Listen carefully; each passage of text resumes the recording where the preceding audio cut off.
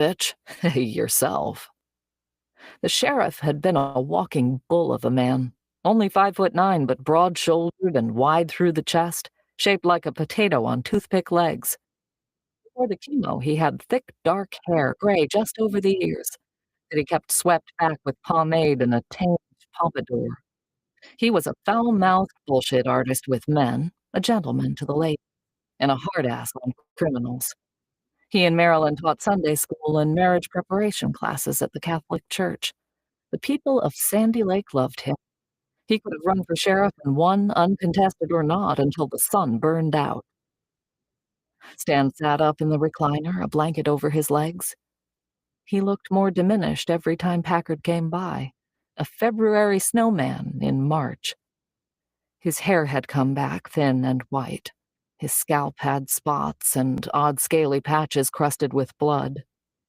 Packard took a seat on the end of the sectional.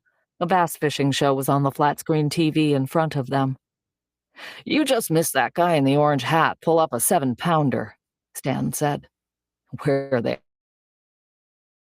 at?" Hell, I don't know."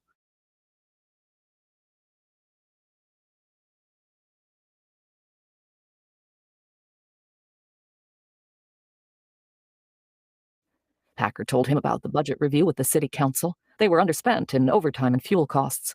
Warmer temps forced the ice fishing festival to be canceled, which helped keep overtime.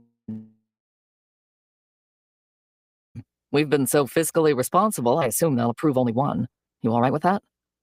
Stan shrugged. "You're the one who has to be all right with it," he said. Packard had been hired by Stan Shaw 18 months earlier as an investigator for the Sandy Lake County Sheriff's Department.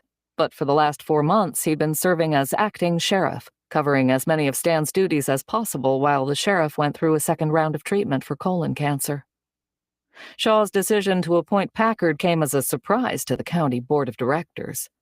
Off the record, Shaw had told them his deputy with the most seniority was 6 months from retirement and didn't want the job.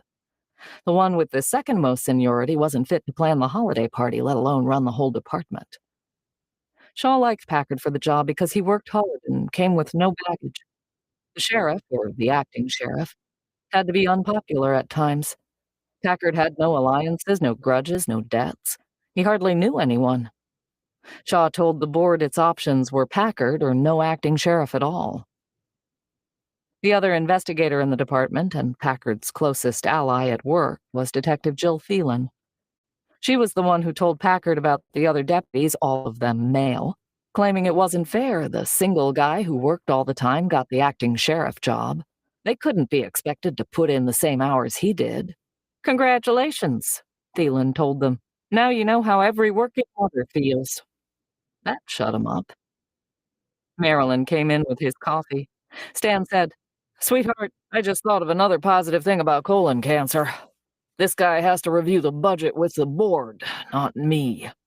Packard smiled, then tried to swallow it when Marilyn tisked and shook her head. "We heard you respond to the bear call this morning on the scanner.